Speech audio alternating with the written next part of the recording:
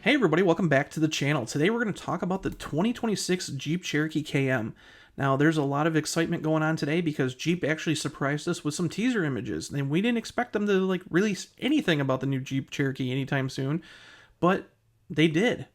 So I wanted to kind of go back through what we know about the Cherokee and kind of talk about the new images a little bit and kind of give you a look at what to expect of this new midsize Jeep vehicle that's coming later this year. So back last month, I showed off these images. These were shot by my buddy Glenn Polina, and these were actually taken right near the Ford Proving Grounds in Dearborn, Michigan. They weren't testing there, but they just happened to be outside the Proving Grounds. But this is the new Cherokee, and this looks to be, after doing some studying and stuff, this looks to be the new Latitude model. So if you know anything about Jeeps, the Latitude is right smack dab in the center of the lineup. It is the most popular model. It's the most mainstream one. So you got your creature comforts and stuff, and this looks to be it. And the weird thing is we do get these really weird, like spider web kind of 5-spoke wheels that just kind of look weird on this model, but I don't know. I mean, I'm not a huge fan of them, but I'm sure some people will be. But nonetheless, if you look at the overall styling shape of the vehicle, we notice it's a lot boxier than the outgoing model. You might remember the KL when it made its debut. A lot of people hated that because it was so drastically different. It had the headlights down low in the front fascia. It kind of looked mean, and a lot of people hated that look. And it was funny because sales took off, and now almost every SUV we see from either Kia, Chevrolet, or whatever are doing that whole thing where the headlights are down low in the front bumper. It was kind of funny. The Cherokee kind of set that tone. In 2019, Jeep was like, hey, we want to fix that because a lot of people are complaining. They fixed it, and sales started to drop after that. So now we're seeing an all new generation. It's kind of going back to how the Cherokee was, more boxy instead of jelly bean shaped. And we're going to see that because they are promoting the heck out of the new Cherokee before it's even being making its debut, and they're showing off a lot of his, trying to pull a lot of heritage kind of cues into this whole design, even though I don't think it looks too much like the old J or the XJ ones. I think it looks more like the new Compass, which is also a really good looking vehicle. But nonetheless, it's kind of cool seeing that they're going back to their roots a little bit. So again, this is going to be based on the Stella Large platform. It's going to be the stablemate with the new Wagoneer S that launched earlier this year and the new upcoming Recon. Now the Recon is an off-road oriented, open air experience vehicle. And so it's different, but that's going to be launched as a BEV, just like the Wagoneer S. This is going to be launched as a hybrid. Now, here's the thing. This will be Jeep's first hybrid model in North America. Now, you may be saying, hey, Robert, we know that there's plug-in models. Those are hybrids. No, this is strictly a hybrid. You don't plug this one in. You don't put any kind of plug into it at all. This is just a conventional hybrid. Jeep has never made a conventional hybrid in North America. Now, over in Europe, they have the Jeep Avenger e-hybrid. They have the Compass e-hybrid and the Renegade e-hybrid. So they do have hybrids over there, but this is the first strictly HEV that Jeep has on the market. So it's a huge vehicle, like a huge, huge launch for them. Another thing is, powertrain-wise, it's getting an all-new powertrain. So this is basically a turbocharged 1.6 liter, and it's based off a Peugeot lineup of engines. However, we're told that the North American model will have quite a bit of different changes just to kind of make it more compliant with the US regulations and stuff. However, what's really big under the hood or / underneath the exterior is the fact that it will have a hybrid automatic transmission. Now, what we're being told is from our sources that this will be a 3-speed automatic transmission. Yes, not a 5, not an 8, not a 9-speed transmission, but a 3-speed. So it's kind of going backwards where we used to, back in the 90s and early 2000s, we had 3-speed automatics. It's going to be kind of like that again, but nonetheless, this is a dedicated hybrid transmission. Now, the very interesting thing about this hybrid powertrain, and not to get off track too much, but Antonio Filosa, who's just named the CEO for Stellantis, who used to be the Jeep CEO, and right now, currently, until next month, is basically the chief operating officer for North America, has hinted very much so that this powertrain won't be just for the Cherokee. This powertrain will actually go into probably the Recon. So that off-road boxy looking version of what this is underneath, we'll probably get that powertrain too. So But the interesting thing is we've been seeing a lot of people saying, hey, I hate the whole hybrid thing. I just want a conventional 4-cylinder, like maybe the GME T4 turbocharged 4-cylinder, or I want a Pentastar V6. Unfortunately, from what we've been told, those engines will not be available at launch. Maybe there'll be something down the road in 2027, but for 2026, it will be hybrid only, and this vehicle will not be a global Jeep. This vehicle will only be intended for the US and Canadian markets. So this will not be hitting Europe, it will not be hitting Asia. As far as we know, we've been told that it's exclusive to the North American market. So that's big news going into this vehicle. The other thing that we kind of found out, if you look at the side profile, now, again, it's kind of boxier than the outgoing model, but it looks a little bit longer. But a lot of people have said, hey, are they going to build a 3-row model? We don't necessarily know. I doubt it. But if you look at the back of the actual silhouette of this model, because the actual images that Jeep gave us this today is very kind of dark on the one. It's very far away. And then the one that they gave us kind of shows us the front end in really good detail. But if you look here on the side, you can see that rear window that on the side of the vehicle looks exactly like the Grand Cherokee, the 3-row model. So it's going to pull a lot of cues from that as well. So overall, it looks to be bigger than the outgoing Cherokee, which is good because the Compass, the current generation Compass that we have here, not the new one, but the current generation, kind of cannibalized the Cherokee a little bit because it was better packaged. If you actually got into the interior of the Compass that we have now, if you look at the actual dimensions and stuff, it was very close to what the Cherokee was. It was a better packaged vehicle when they built it. Where the Cherokee, even though it was a bigger footprint of a vehicle, it didn't have a lot of it had almost the same cargo capacity, even though it was a different segment. So this vehicle should kind of bridge that gap more with the new upcoming Compass that we'll get in 2027. So we don't know exactly what's going on with the Compass just yet for North America. A lot of people have been asking.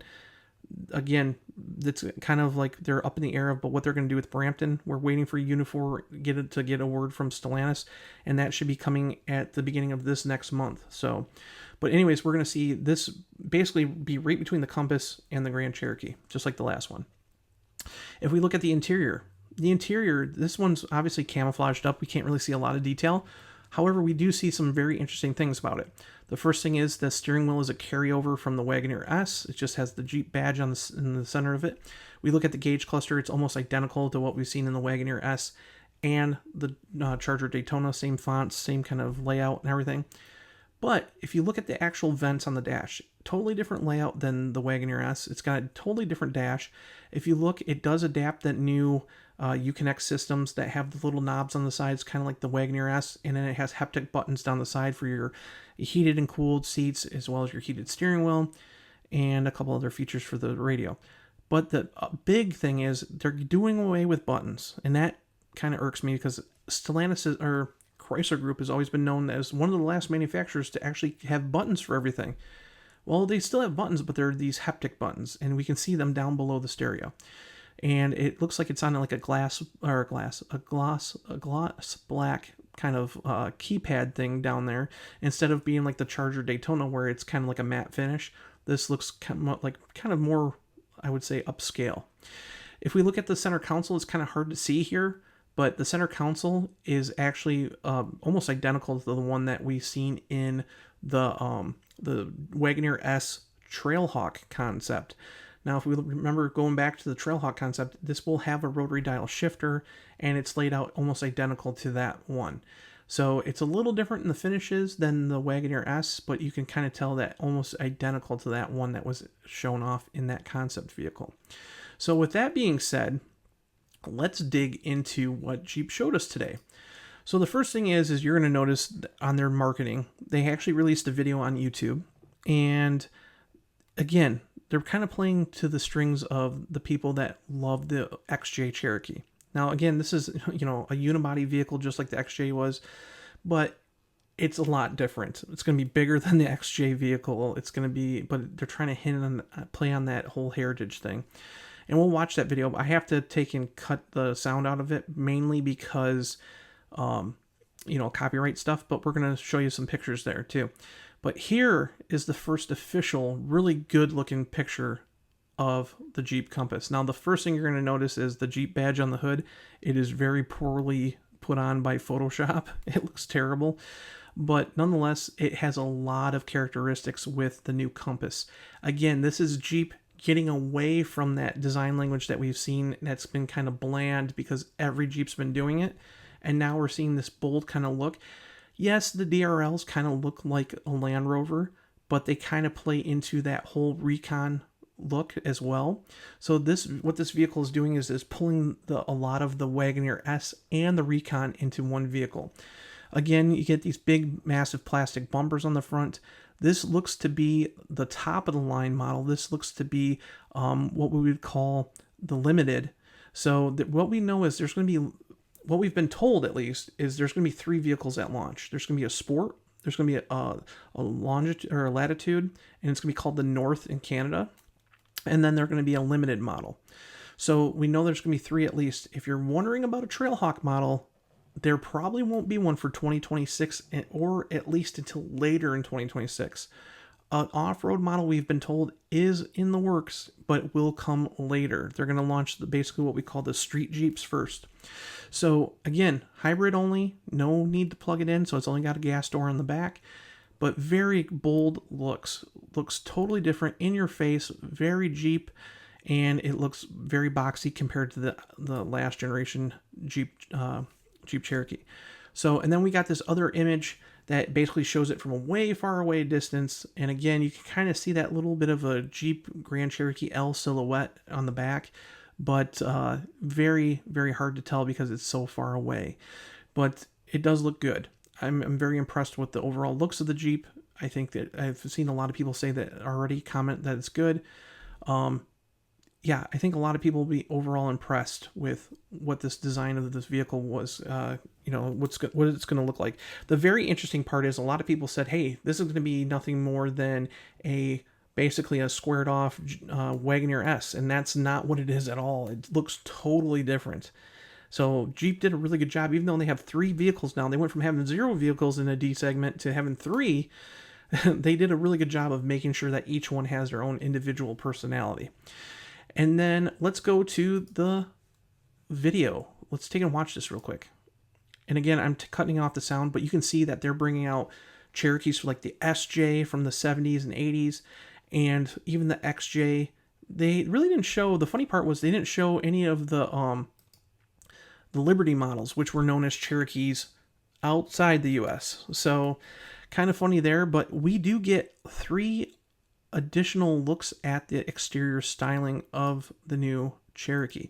So if we go back and click on the video here, we can kind of see this one right here. This is the front. This is inside the design dome at the Auburn Hills headquarters. And you can see that it looks actually very, very good. It still has that little bump in the middle, kind of like what all the Jeeps have, that little hump in the middle of the hood. But overall, very aggressive looking. It actually looks very tall compared to the outgoing Cherokee as well, because of that big, massive bumper on the front. But this thing looks kind of killer. This is like a copper kind of color. And it kind of reminds me of back in the, like when they had the 70th anniversary Jeeps and they released that color, that copper color. So we haven't seen this color yet, and it looks really, really good. And then we also get to see a little more detail with the grille. You can see that Jeep is spending a lot of time making sure that all the grille elements are very tooled now. It used to be just basic slots with mesh in them. Now there's a lot of design effort going into the actual grille design.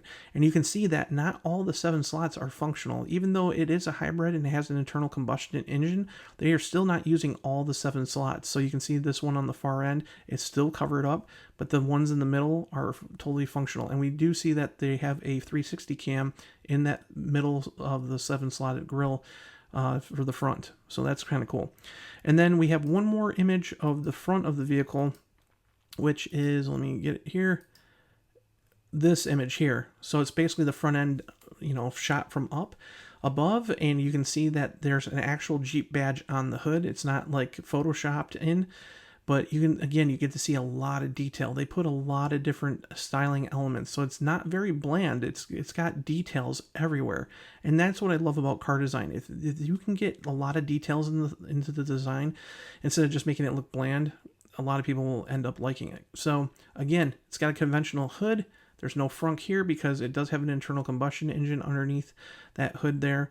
So again, we're going to be seeing this vehicle probably launched later this year, probably in the fourth quarter. So I wouldn't expect it to actually hit dealers until very late in the fourth quarter, if not the first quarter of 2026. So stay tuned. As soon as Jeep releases more info, we'll be posting it up on here and on Mopar Insiders. So make sure to hit subscribe, hit like, and I'll see you in the next video. Bye.